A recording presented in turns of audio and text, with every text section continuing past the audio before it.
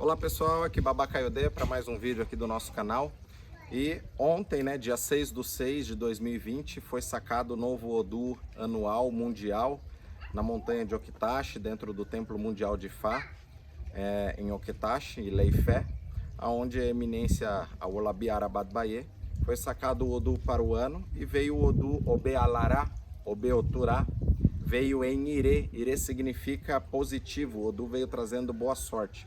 Boa sorte para filhos e boa sorte para Ireadje, para prosperidade financeira.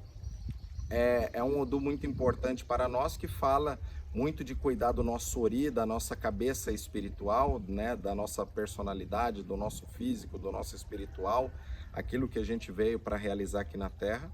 Veio falando para que nós cuidássemos de Exu, né, para trazer movimento na nossa vida, colocar ordem naquilo que está em desordem e cuidar do nosso Ifá. E veio uma das orientações dentro deste Odu, também veio pedindo para que a gente cuidasse das nossas esposas, das mulheres dentro da nossa casa, para que a sorte não nos abandone. Então é um Odu que traz muita prosperidade, um Odu que traz muitas realizações, até nesse momento que a gente está saindo de uma pandemia, saindo de algo que afetou a nível global. Então é um Odu de Fá que em Leifé vem nos trazer esse novo ciclo.